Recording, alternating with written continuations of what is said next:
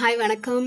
இன்றைக்கி வந்து நம்ம ரீடிங்ஸில் என்ன பார்க்க போகிறோம்னா, ஒன் சைட் லவ் ரீடிங் தான் பார்க்க போகிறோம். உங்கள் பர்சன் வந்து உங்கள் மேலே என்ன மாதிரியான ஒரு ஃபீலிங்கில் இருக்காங்க, அவங்களோட இன்டென்ஷன் என்னங்கிறத இந்த ரீடிங்கில் பார்க்கலாம்.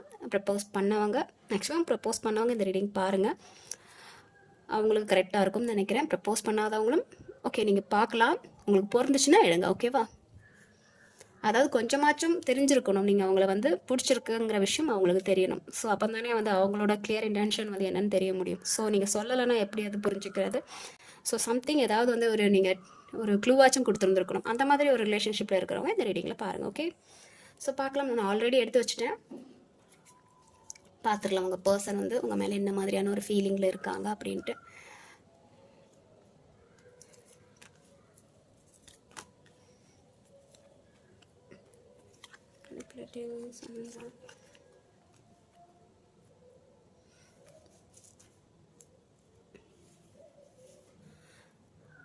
So how to they feel about you? உங்களை பற்றி அவங்க எப்படி ஃபீல் பண்ணுறாங்க அப்படின்னா, நீங்கள் கொஞ்சம் வந்து ஸ்டப்பானாக இருக்கிற மாதிரி அவங்க ஃபீல் பண்ணுறாங்க. உங்கள் ஸ்டேட்டஸ்லேருந்து நீங்கள் இறங்காமல் நீங்கள் உங்களுக்குன்னே வந்து ஒரு சர்க்கிள் வந்து போட்டிருந்துருப்பீங்களா, அந்த சர்க்கிளை விட்டு நீங்கள் இறங்க மாட்டீங்க. ஸோ அந்த மாதிரி உங்கள் பர்சன் உங்களை ஃபீல் பண்ணுறாங்க. அண்ட் வந்து நீங்கள் கொஞ்சம் உங்கள் மரியாதைக்கு வந்து கெடுபெயர் வர்ற மாதிரி எந்த ஒரு விஷயத்தை நீங்கள் பண்ண மாட்டீங்க. அந்த மாதிரி எந்த ஒரு சுச்சுவேஷன் அமைஞ்சாலும் நான் அதை பண்ண மாட்டேன். என் மனசுக்கு தப்பாக பண்ணுற விஷயத்த நான் பண்ண மாட்டேன், நான் அதுலேருந்து இறங்கி வர மாட்டேன். அண்ட் வந்து கொஞ்சம் ஈகோத்தனம் இருக்கிற மாதிரி உங்கள் பர்சன் வந்து உங்களை பார்க்குறாங்க. அண்ட் வந்து நீங்கள் ஒரு சக்ஸஸ்ஃபுல்லான ஒரு லைஃப் வந்து ரன் பண்ணிட்டு இருந்திருக்கலாம், இல்லை வந்து நீங்கள் கொஞ்சம் ஸ்டாண்டர்டான ஒரு ஃபேமிலியை வந்து இருந்திருக்கலாம். ஸோ உங்கள் பர்சன் வந்து உங்களை இப்படி தான் பார்க்குறாங்க, கொஞ்சம் ஈகோத்தனம் இருக்கிற மாதிரி நினைக்கிறாங்க, கொஞ்சம் ஸ்டாண்டர்டாக இருக்கணும்னு நினைக்கிறாங்க. உங்கள் நிலைமையிலேருந்து நீங்கள் இறங்கி வர மாட்டேங்கிற மாதிரியான ஒரு மனநிலை உள்ள பர்சன் மாதிரி அவங்க பார்க்குறாங்க, ஓகேவா? சம்டைம்ஸ் அது ஈகோவாகவும் இருக்கலாம், இல்லை வந்து செல்ஃப் ரெஸ்பெக்ட். ஸோ அந்த மாதிரியான ஒரு விஷயத்த அவங்க பார்க்குறாங்க. ஸோ அந்த மாதிரியான ஒரு விஷயத்துக்கு நீங்கள் இம்பார்ட்டன்ட் அதிகமாக கொடுக்குறீங்கிற மாதிரியான ஒரு ஃபீலிங் வந்து உங்கள் பர்சனுக்கு தெரியுது. ஸோ அவங்க உங்களை வந்து அப்படி தான் பார்க்குறாங்க. எந்த ஒரு விஷயத்துக்காகவும் நீங்கள் இறங்கி வர மாட்டீங்க அப்படிங்கிற மாதிரியான ஒரு ஃபீலிங் அவங்களுக்கு இருக்குது. ஸோ உங்கள் பர்சனோட இன்டென்ஷன் எப்படி இருக்குன்னா, சம்டைம்ஸ் வந்து இந்த ரிலேஷன்ஷிப்பில் வந்து மூவ் ஆனி அடுத்த கட்டத்துக்கு போகணும், இதை கடந்து போகணுங்கிற மாதிரியான ஒரு மனநிலையில் இருக்கிறாங்க. மேபி ப்ரப்போஸ் பண்ணியிருந்தீங்கன்னா, இல்லை இதுலேருந்து நம்ம கடந்து போயிடலாம் அப்படிங்கிற மாதிரியான ஒரு தாட் வந்து நிறைய தாட்டும் அவங்களுக்கு போயிட்டுருக்கு. அவங்களுக்கு இன்டென்ஷனில் அவங்க மனசில் வந்து நிறைய மாதிரியான தாட் போயிட்டுருக்கு. இது வேணுமா வேணாமா, கடந்து போகலாமா அப்படிங்கிற மாதிரியான ஒரு தாட் ப்ராசஸ் அவங்களுக்கு போயிட்டே இருக்குது. சம்டைம் வந்து அவங்க யோசிக்கிறாங்க, மெசேஜ் பண்ணலாமா, இந்த ரிலேஷன்ஷிப் சக்ஸஸ்ஃபுல்லாக போகிறதுக்கு ஏதாவது ஸ்டெப் எடுக்கலாமா, குயிக்காக ஏதாவது ஆக்ஷன் எடுக்கலாமா, பேசலாமா, அவங்களுக்கு மெசேஜ் டெக்ஸ்ட் பண்ணலாமா, கால் பண்ணலாமா, அவங்கள மீட் பண்ணலாமா. ஸோ இந்த மாதிரியான ஒரு தாட் இருக்குது. So double thought. சம்டைம்ஸ் வந்து அவங்களோட இன்டென்ஷன் எப்படி இருக்குன்னா, இந்த ரிலேஷன்ஷிப்பை வந்து கடந்து போகணும், ரிலேஷன்ஷிப்பை விட்டு கடந்து போகணுங்கிற மாதிரியான ஒரு தாட் அவங்களுக்கு இருக்குது. சம்டைம் அவங்க என்ன நினைக்கிறாங்கன்னா, இந்த ரிலேஷன்ஷிப்பை வந்து சக்ஸஸ்ஃபுல்லாக கொண்டு போகலாமா, ஒரு மெசேஜ் போடலாமா, அடுத்த கட்டத்துக்கு கொண்டு போகிறதுக்கு நம்ம எதாவது ட்ரை பண்ணலாமா அப்படிங்கிற மாதிரியான ஒரு இன்டென்ஷன் இருக்குது. ஸோ நிறைய பேருக்கு வந்து கடந்து போகிறதுக்கான ஒரு வாய்ப்பு இருக்குது, ஓகேவா? ஏன்னா இப்போ வந்து அவங்க எதையுமே திங்க் பண்ணாமல் அவங்க வந்து இப்போது அவங்களுக்கு என்ன வேணும்னா, வாட் தே வாண்ட் அப்படின்னு கேட்டிங்கன்னா, உங்ககிட்ட வந்து என்ன வேணும் அப்படின்னு கேட்டாங்கன்னா, ஸோ எனக்கு தெரிஞ்சு நீங்கள் வந்து சம்டைம்ஸ் வந்து நீங்கள் அதை அவங்கள வந்து இம்பார்ட்டன்ட் கொடுக்காம இருந்திருக்கலாம். அவங்க அந்த மாதிரி பார்க்குறாங்க. அவங்களுக்கு வந்து கரெக்டான ஒரு இம்பார்ட்டன்ட் கொடுக்காத மாதிரி சம்டைம்ஸ் வந்து உங்கள் வேலையை நீங்கள் பார்த்துட்டு இருக்கிற மாதிரி அவங்க ஒரு ஃபீல் பண்ணுறாங்க. அவங்களுக்கு வந்து ஒரு அட்டென்ஷன் வேணும்னு எதிர்பார்க்குறாங்க. வாட் தே வாண்ட் உங்ககிட்ட இருந்து ஒரு அட்டென்ஷன் வேணும். நீங்கள் வேலையே பார்த்துட்ருக்கீங்க, ஒரு அட்டென்ஷன் வேணும் அப்படிங்கிற மாதிரியான ஒரு ஃபீலிங் இருக்குது. இல்லை அவங்க வேலை பார்த்துட்டே இருக்கிறாங்க, உங்களுக்கு வந்து மெசேஜ் பண்ண மாட்டேங்கிறாங்க, ரிப்ளை பண்ண மாட்டேங்கிறாங்க. ஸோ அந்த மாதிரியான ஒரு ஃபீலிங் உங்களுக்கு இருந்துச்சுன்னா, அவங்க நிஜமாகவே வந்து ஹார்ட் ஒர்க் பண்ணிகிட்டு இருக்காங்க. இன்னொரு விஷயம் என்னென்னா, அவங்களுக்கு ஒரு அட்டென்ஷன் தேவை. அவங்க வந்து எதுவுமே கண்டுக்காமல் இருந்தால் தானே நீங்கள் வந்து போய் பேசுவீங்க, என்ன விஷயம்னு கேட்பீங்க. ஸோ அந்த மாதிரியான ஒரு விஷயம் வந்து எனக்கு தெரியுது. அட்டென்ஷன், அதாவது அவங்க மெசேஜ் அவங்க பார்ப்பாங்க, அதாவது ஓப்பன் பண்ணி பார்க்க மாட்டாங்க. சம்திங் வந்து மெசேஜ் வந்திருக்குங்கிற மாதிரியான அது இருக்கும், ஆனால் ஓப்பன் பண்ண மாட்டாங்க. கால் வர்றது அவங்களுக்கு தெரியும், ஆனால் எடுக்க மாட்டாங்க. கொஞ்சம் பிஸியாக இருக்கிற மாதிரியே காமிச்சிப்பாங்க, ஒரு பாசாங்க காணிக்கிற மாதிரி. அந்த மாதிரியான ஒரு விஷயம் அவங்க பண்ணுறாங்க. Attention seeker, okay? So what you want. So உங்களுக்கு என்னென்னா, நீங்கள் இந்த ரிலேஷன்ஷிப்பில் வந்து ரொம்பவே வந்து நிறைய விஷயம், சொல்லாத விஷயத்த மனசில் சொல்லிகிட்டு இருக்கீங்க. நிறைய விஷயம், நிறைய பாரத்தை வந்து சுமந்துட்டுருக்க மாதிரி ஒரு ஃபீலிங் இருக்குது. அது லவ் பாரமாக இருக்கலாம். நிறைய வார்த்தைகளை நீங்கள் சொல்லலை, நான் உங்கள் மனசில் அவ்வளோ லவ் இருக்குங்கிற விஷயம் வந்து நீங்கள் சொல்லலை. அதை அவங்கக்கிட்ட சொல்லணும்னு நீங்கள் எதிர்பார்க்குறீங்க. மனசில் இருக்க அந்த பாரத்தை இறக்கி வைக்கணும்னு நினைக்கிறீங்க. இல்லை வந்து அவங்க லவ் அக்செப்ட் பண்ணணும்னு நினைக்கிறீங்க. அவங்க ஃபேமிலியில் வந்து அவங்க சேரணும். அவங்க ஃபேமிலியை வந்து, அதாவது உங்கள் ஃபேமிலி வந்து அவங்க ஃபேமிலி மாதிரி பார்த்துக்கணும். அந்த மாதிரியான ஒரு ஃபீலிங் வந்து உங்களுக்கு இருக்குது. ஸோ நிறைய விஷயம் நீங்கள் சொல்லணும்னு நினைக்கிறீங்க. அவங்க வந்து மேபி உங்களை கண்டுக்காமல் இருக்கிறனால அது உங்களுக்கு ரொம்பவே பாரமாக இருக்கிற மாதிரியான ஒரு ஃபீலிங் இருக்குது. என்ன தான் வந்து நீங்கள் கொஞ்சம் ஈகோ மாதிரியான ஒரு விஷயத்தில் நீங்கள் இருந்தாலுமே வந்து அவங்கக்கிட்ட நிறைய பேசணும்னு நினைக்கிறீங்க.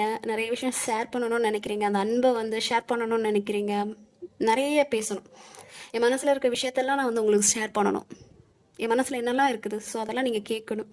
ஸோ அந்த மாதிரியான ஒரு மைண்டில் நீங்கள் இருக்கிறீங்க. பட் உங்கள் பர்சன் பார்த்தீங்களா, அவங்க பாட்டு வேலையை பார்த்துட்ருக்காங்க. நான் கண்டுக்க மாட்டேன், நீ வந்து என்னை வந்து பேசு, அப்போ பேசும்போது நான் கண்டுக்க மாட்டேன். ஸோ அந்த மாதிரியான ஒரு இன்டென்ஷன் தெரியுது. ஸோ உங்களை சுற்றி வந்து ஒரு கிளாரிட்டி சரியான கிளாரிட்டி இல்லாத மாதிரி தெரியுது. உங்கள் 2 பேரையும் சுற்றி கரெக்டான ஒரு கிளாரிட்டி இருந்திருக்காது. இல்லை வந்து அடிக்கடி வந்து உங்கள் 2 பேர்த்துக்குள்ள சம் மிஸ் அண்டர்ஸ்டாண்டிங் வர மாதிரியான ஒரு ஃபீலிங் இருக்குது. பட் நீங்கள் வந்து 2 பேருமே வந்து பேசும்போது எப்படி பேசுவீங்கன்னா, உங்கள் 2 பேரோட எனர்ஜி எப்படி இருக்குன்னா, ஒரு விஷயம் பேசுனா வந்து சண்டையில் முடியறதுக்கான ஒரு வாய்ப்பு இருக்குது. அவங்க உங்களை பற்றி எதாவது சொல்லும்போது உங்களுக்கு கோவம் வந்துடும். அவங்கள பற்றி எதாவது சொல்லும்போது அவங்களுக்கு கோவம் வந்துடும். ஸோ எப்பவுமே வந்து உங்கள் 2 பேரோட வார்த்தையை வந்து டைரக்ட் அட்டாக் மாதிரி தான் இருக்கும்.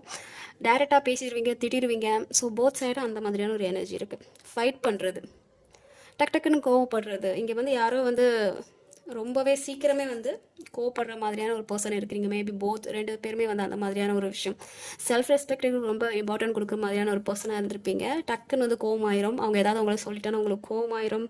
உடனே வந்து டக்குன்னு பேசி விட்டுறது. ஸோ அந்த மாதிரியான ஒரு எனர்ஜி வந்து உங்களை 2 பேரையும் சுற்றி இருக்குது. ஓகேவா?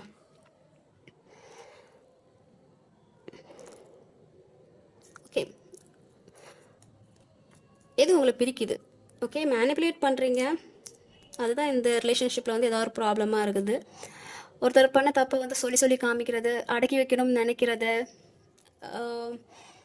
மேக்ஸிமம் வந்து இது மேனிப்புலேஷன். இது வந்து ஒரு மெஜிஷியன். ஸோ போத் சைடுமே நான் இந்த மாதிரியான ஒரு எனர்ஜி பார்க்குறேன். ஒருவேளை நீங்களாக இருக்கலாம், இல்லைனா உங்கள் பர்சனாக இருக்கலாம். நம்மளுக்கு பிடிச்சிருந்தாலும் வந்து போய் பேசாமல் இருக்கிறது, நம்மக்கிட்ட வந்து சேரணுங்கிற மாதிரி மேனிப்புலேட் பண்ணுறது, மேனிஃபெஸ்டேஷன் பண்ணுறது. ஸோ அந்த மாதிரியான ஒரு விஷயம் நடந்துகிட்ருக்கு. கொஞ்சம் வந்து அது என்னென்னா, கொஞ்சம் ஈகோ பர்சன் மாதிரி எனக்கு தெரியுது. அது நீங்களாக இருக்கலாம், இல்லை யாராச்சும் இருக்கலாம். நான் பார்க்கறது வந்து இந்த பர்சன்னால மேபி உங்கள் பர்சனுக்கு இருக்க வாய்ப்பு இருக்குது, இல்லை உங்களுக்குமே இருக்கலாம். நான் போய் பேச மாட்டேன், எனக்கான விஷயம் வந்து என்கிட்ட வந்து சேரணும் அப்படிங்கிற மாதிரியான ஒரு விஷயம் வந்து போயிட்டு இருக்குது. அதுதான் இந்த ரிலேஷன்ஷிப்பில் வந்து ப்ராப்ளமாக போயிட்டுருக்கு. உங்கள் 2 பேர்த்துக்குமே வந்து எப்படி சொல்கிறதுனா, உங்கள் 2 பேர்த்துக்குமே வந்து கொஞ்சம் பிடிச்சிருக்குன்னே வச்சுக்கோங்களேன். அதை விட என்ன விஷயம் பெருசாக இருக்குன்னா, ஈகோ ப்ராப்ளம். நீ என்கிட்ட வா, நீ வந்து என்கிட்ட பேசு அப்படிங்கிற மாதிரி நீங்கள் சொல்கிறது. இல்லை வந்து அவங்க தாட் எப்படின்னா, நீ வந்து பேசு உனக்கு தேவைன்னா அப்படிங்கிற மாதிரி அவங்க நினைக்கிறது. இதுதான் இந்த ரிலேஷன்ஷிப்பில் வந்து ப்ராப்ளமாக வருது. ஓகேவா? ஸோ வந்து இந்த ரிலேஷன்ஷிப் கரெக்டாக போகணும்னா என்ன பண்ணணும்னா, என்ன நடக்குதுன்னு தெளிவாக புரிஞ்சுக்கணும். என்ன நடக்குன்னு தெரியாமலே வந்து சண்டை போடுறதுனால எதுவும் ஆக போகிறது கிடையாது. ஸோ இங்கே அதுதான் நடக்குது. ஒருத்தர் வந்து என்ன போயிட்டுருக்குன்னே தெரியாமல் உங்களுக்குள்ளே நீங்களாக ஏதோ ஒரு விஷயத்த யோசிச்சுக்கிட்டு, ஓ இதுதாம்மா இருக்குமோ, இப்படி தானே இருக்குமோ அப்படிங்கிற மாதிரி ஒரு தாட்டு போயிட்டுருக்கு. இவனை நம்பலாமா, இவங்க வந்து ஜென்யூனாக இருப்பாங்களா, இல்லை வேறு ஏதாவது ஒரு ரிலேஷன்ஷிப் இருக்கா, இவன் நம்மளை ஏமாத்துறானா. ஸோ அந்த மாதிரியான ஒரு விஷயம் வந்து உங்கள் மைண்டில் போயிட்டுருக்கு. அவங்கள நம்பலாமா வேணாமா அப்படிங்கிற மாதிரி நிறைய ஓடிட்டுருக்கு. ஸோ அதை ஃபஸ்ட்டு ஸ்டாப் பண்ணிடுங்க. ஏன்னா இந்த ரிலேஷன்ஷிப்பில் வந்து அந்த மாதிரியான ஒரு எனர்ஜி இருக்குது. அது நீங்கள் விட்டுட்டாலே வந்து இந்த ரிலேஷன்ஷிப் வந்து கரெக்டாக போகிறதுக்கான வாய்ப்பு இருக்குது. நம்பிக்கை இல்லை, இந்த ரிலேஷன்ஷிப்பில் நம்பிக்கை இல்லை. ஒருத்தர் வந்து நம்பிக்கை இல்லை. ஃபீலிங்ஸ் எல்லாம் இருக்குது. பாருங்கள், இந்த இதில் வந்து ஒரு லவ் கார்டு வருதான்னு பாருங்கள். ஈகோ கார்டு வந்து ஃபுல்லாகவே ஈகோ, வேலை. ஸோ ஒரு விஷயம் டாமினேட்டிங் பண்ணுறது. ஸோ அந்த மாதிரியான ஒரு கார்ட்ஸ் தான் வந்திருக்கு. ஸோ இப்போ என்ன நடக்குதுன்னா, நீங்கள் ஒருத்தர் நம்புறதில்ல. ஏதோ வந்து ரகசியமாக பண்ணிகிட்ருக்காங்க, நம்மக்கிட்ட சொல்ல மாட்டேங்கிறாங்க. நம்மக்கிட்ட பேசுவாங்க, அவ்வளோதான். எதுவுமே ஷேர் பண்ணுறதில்ல. அவங்களுக்குன்னு வந்து ஒரு தனி உலகம் இருக்குது, அதில் என்னெல்லாம் நடக்குதுன்னு சொல்லி நீங்களே வந்து உங்கள் மனசில் வந்து எதையாவது போட்டு குழப்பிக்கிறது. போத் சைடும் தான் நான் சொல்கிறேன். உங்களுக்கும் இருக்குது, அவங்களுக்கும் இருக்குது. ஸோ ஒருத்தர் வந்து நம்பிக்கை இல்லை. ஹைடன் திங்ஸ் இதுதான்.